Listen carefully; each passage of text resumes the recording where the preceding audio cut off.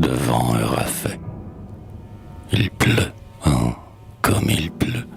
C'est en France, en Champagne, pendant cette suprême et terrible campagne où, plus que jamais grand, Napoléon, devant la patrie entamée, seul, coup de génie presque sans armée, lutta contre un torrent.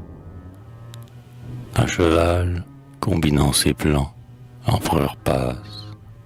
Ses grenadiers, boueux, courbés, la tête basse, mais toujours plein d'espoir, marchent par sections sous l'averse qui croule, et les bonnets à poil s'amoncellent en foule, comme des moutons noirs. C'est sa garde, non plus telle qu'il l'a connue, quand elle s'alignait, calme, en grande tenue, et quand, d'un regard prompt, il revoyait, chez ses héros prêts à le suivre, le soleil d'Austerlitz, dans les aigles de cuivre qui leur ridaient le front.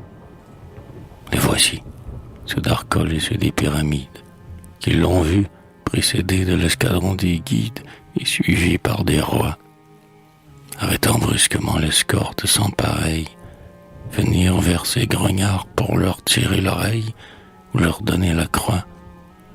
Les voici, les anciens et d'autres qui les valent. Sur le coteau brumeux d'où leur masse dévale se dresse un vieux moulin.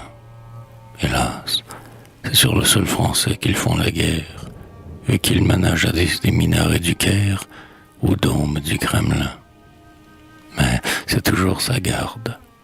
Ils vont, le cœur tranquille, le chien du régiment marchant en serre-file, déguenillé, affreux, abritant le fusil du pan de la capote. Il défile, toujours l'éperon de sa botte, et le soleil pour eux. Qui donc pourrait douter, chez les vieux de la vieille, de l'empereur? Il fut victorieux la veille, il va vaincre aujourd'hui. On est un contre 100, et plus d'un chef défaille, mais qu'importe, il est là, qui pense à sa bataille, eux ne pensent qu'à lui. Derrière les tambours, leur caisse sur l'épaule, ils chevauchent, accablés comme Atlas sous le pôle, sombre et baissant les yeux. C'est la fin. L'aigle en est à ses derniers coups d'aile, et ses poignants voir tous ses regards fidèles sur ce dos soucieux.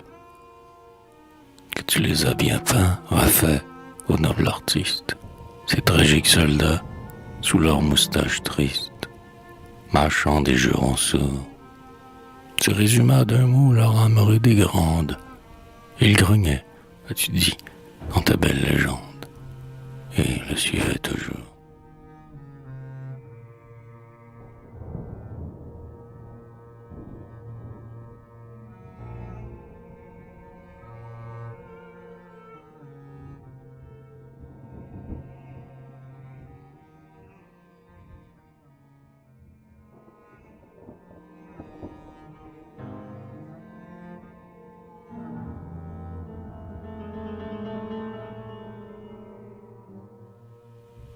Alors je rêve, ce soir, devant la vieille estampe, ton drapeau de vaincu s'enroulé sur la hampe. Honneur, gloire, patrie, oh, les mots imprudents. La guerre, horreur. La guerre est absurde et barbare. Pourtant, à force d'or, partout on s'y prépare. Au peuple fraternel, armons-nous jusqu'aux dents.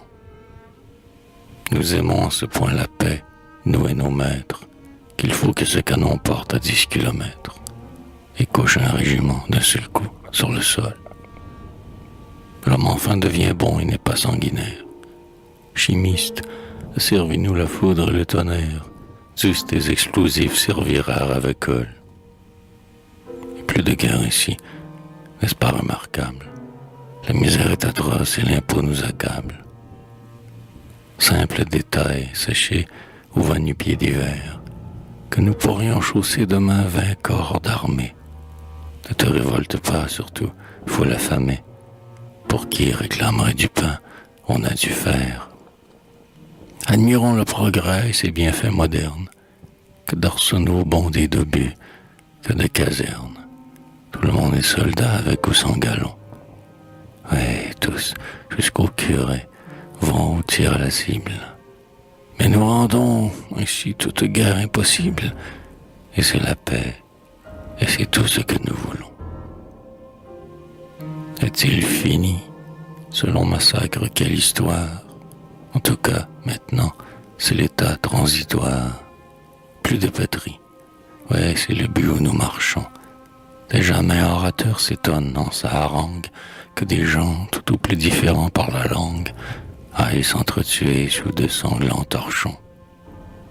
Voyez d'ailleurs quel bon effet, chauvin austère, la paix eut sur nos mœurs et sur nos caractères. De quelle indulgence elle nous anima. Aristide ennuyeux fuit, criblé de coquilles. Aux amputés d'honneur nous mettons des béquilles.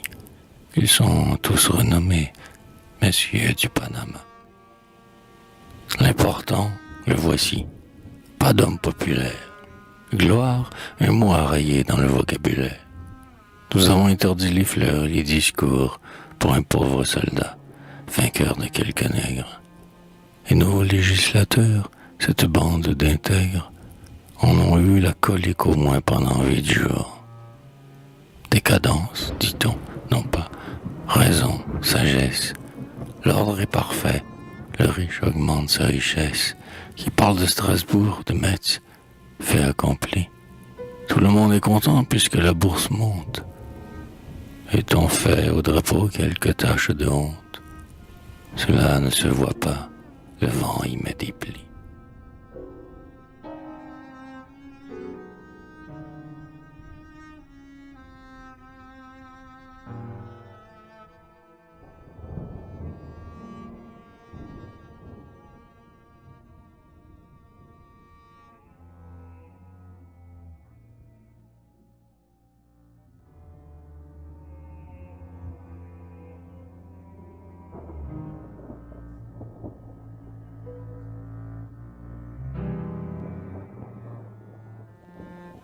Crachons la bile de nos bouches, du présent détournons les yeux.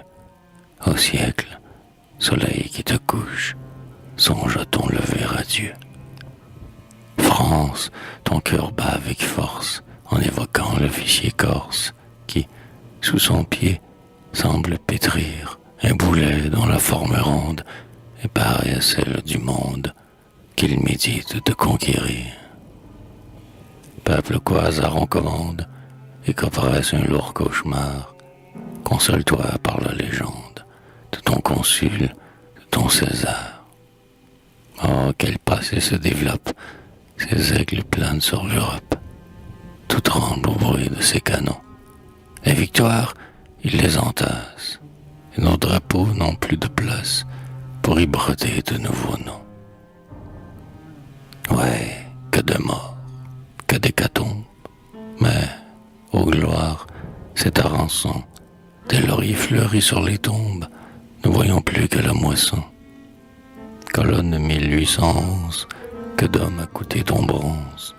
Mais sur le rein éblouissant, nos larmes amères versées, par regret des grandeurs passées, ont lavé les taches de sang.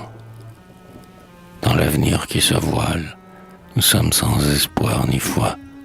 Au chef qui montrait une étoile, heureux ceux qui sont morts pour toi. Car ils songeaient, dans la tuerie, à la splendeur de leur patrie, devant l'univers stupéfait. Et, même en allant vers l'abîme, ils gardaient votre ardeur sublime, sombre grenadier de Rafet.